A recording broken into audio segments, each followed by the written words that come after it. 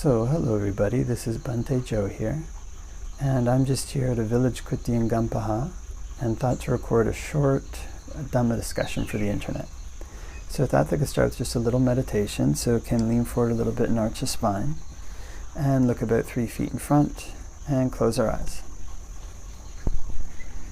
And can focus in on the breath. Can know when it's coming in,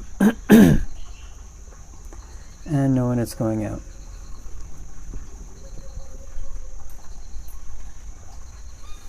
If we breathe in a long breath, can just know I'm breathing in a long breath. And if we breathe in a short breath, can just know I'm breathing in a short breath.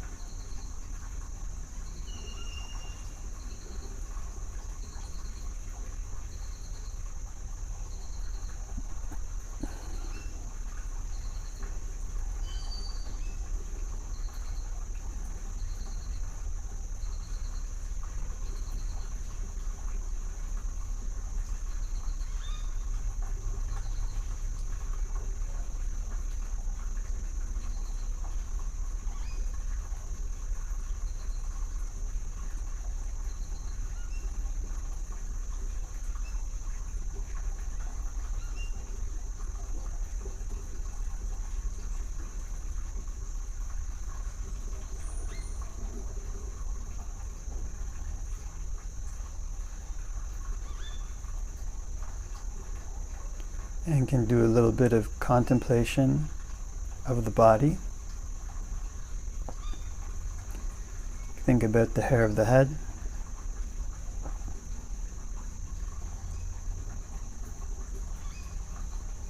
Consider what head hair looks like when one sees it in a shower drain, if it hasn't been washed for a while. And then compare it with one's own head hair.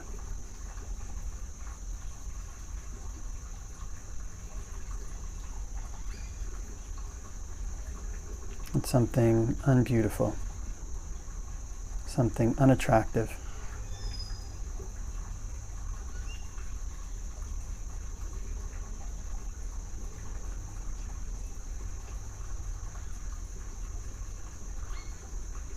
Can think about the hair of the head, getting older, becoming gray, becoming white, falling out, leaving bald patches on the head. This head hair is not me. It's not mine. It's not myself.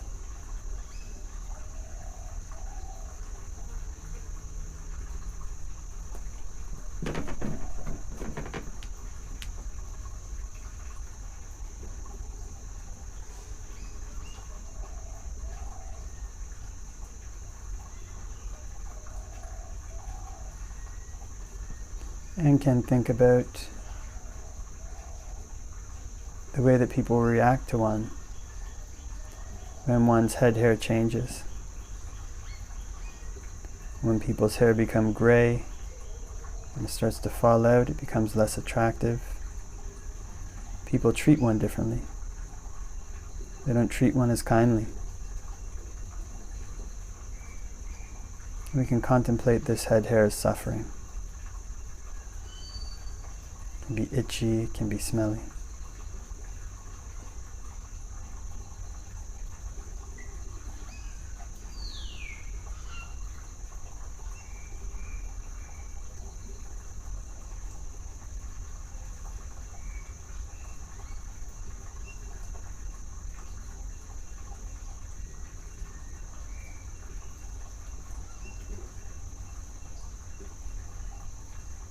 And before we finish meditating, can spread thoughts of goodwill, wishing may all beings all around everywhere be happy and at ease. May they put in place the causes necessary to be happy and at ease. And we can make the mind infinite. can make it unbounded, all the way to the ends of the universe and beyond. In every dimension, may all beings all around everywhere be happy and at ease.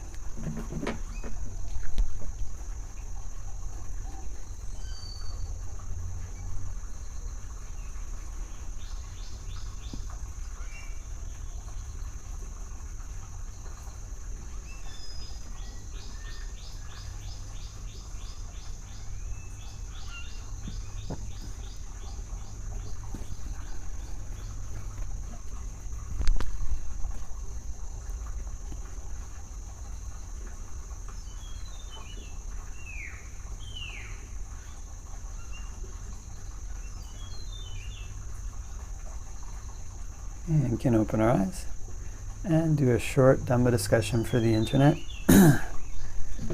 Namo tassa bhagavato arahato samma sambuddhassa. Namo tassa bhagavato arahato samma sambuddhassa. Namo tassa bhagavato arahato samma sambuddhassa. Buddhaṃ saraṇaṃ gacchāmi, Dhammāṃ saraṇaṃ gacchāmi, Saṅghāṃ saraṇaṃ gacchāmi. Dutiyampi Buddhaṃ saraṇaṃ gacchāmi, Dutiyampi Dhammāṃ saraṇaṃ gacchāmi, Dutiyampi Saṅghāṃ saraṇaṃ gacchāmi. Tatiyampi Buddhaṃ saraṇaṃ gacchāmi, Tatiyampi Dhammāṃ saraṇaṃ gacchāmi, Tatiyampi Saṅghāṃ saraṇaṃ gacchāmi. So I hope that everybody's keeping well wherever it might be. And still at the village kuti here in Gampaha and Vasa. I've entered second Vasa this year, so be here until probably December at least. And still allowing this kind of ankles to heal. And so a few weeks ago, 3 or 4 weeks ago, I was chatting with somebody. And they asked, why do monks go to the cemetery to practice? So actually going to the cemetery is one of the Dhutangavatas recommended by the Buddha. And these are duties that monks take up that are a little bit extra, a little bit special, and a little bit difficult sometimes. So usually when a person is going through their usual day, then human society designs things in human society to be appealing to people's senses, basically. They're designed to make one forget, essentially, that one is going to be growing old and dying and these things. And in ancient times, these cemeteries, these charnel grounds, they were places that were like very lonely usually. They were off in the woods. And in those days, the wilderness would be larger, the number of cities would be smaller. So you'd have these villages in pockets of wilderness, right? And the cemeteries would be located off in the wilderness outside of the village. And people would sometimes just take bodies and put them there. So monks could go there and look at these bodies in various stages of decay. But the village itself, even in those times, even at times when people would be cared for in their home, generally death and aging and these things are things that society doesn't want to see, doesn't want to know about. That was in ancient times. Nowadays, in modern times, it's even more the case. Actually, even to see a dead body is very difficult in a Western society, even if you want to go see it. Even if you want to see a dead body, like what a body looks like on the inside, it's not so easy to see these things. And even people, when they get old, they usually don't stay in their homes with their, parents don't usually stay with their children. They usually go to like a home, like an old folks' home. And these are kind of places that most people in society don't usually stop and visit. It's not something that you're just going to see all the time. So the images that society is presenting are always ones that hide the reality. Hide this reality that a person is going to grow old, they're going to age, they're going to die, and as a result, it shifts a person's priorities. It makes a person's priorities the pursuit of external sensual pleasures. It makes one the priorities until they keep pursuing them, they forget until they get old, until they get sick. And then it's like something that shouldn't really happen. But at that time, it can often be too late. One hasn't created a refuge for oneself. One hasn't created a refuge in one's mind, because one spent one's life pursuing these external things.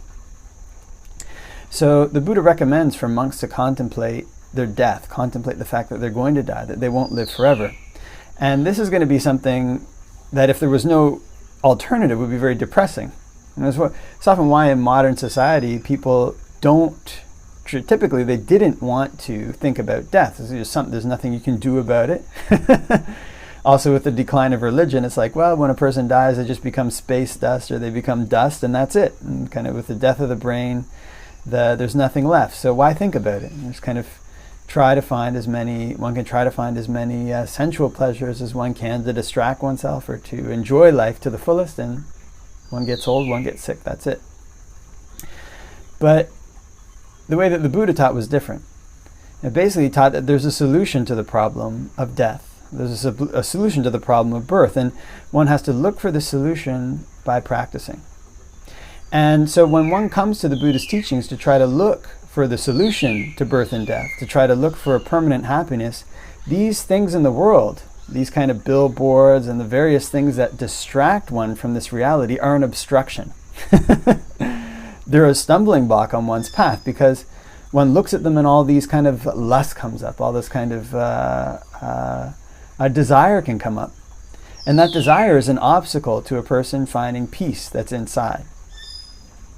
So just being in the world, these things are all around. And when a person essentially does is they create these perceptions when they look at them. They create this perception that, oh, I'm going to be doing this in the future. I'm going to have this kind of car, this kind of house. My kids are going to be this way. I'm going to have this kind of life, this kind of salary. And they have a perception about their health. In 20 years, my health will be like this. In 30 years, my health will be like this. When I retire, things are going to be like this. So these perceptions are created all the time. And then when something comes to challenge these perceptions, when actually sickness does come, old age does come, when the things that one has spent a lot of time building up do fall away, it can be very devastating. Why is that? Because one's reality has been shattered. So when one comes to practice, actually the mind launching out and grabbing onto these things and feeding on them is an obstruction when one wants to focus one's mind. When one wants to focus one's mind to find happiness in the mind itself, to separate one's mind from these things so that it's safe. Like a person who's in this ship and it's being tossed around with these waves in a storm, and one comes up onto dry land and looks at the water. One wants to separate one's mind from sensuality, from the world in these ways, and also one wants to separate one's mind from the body in these ways.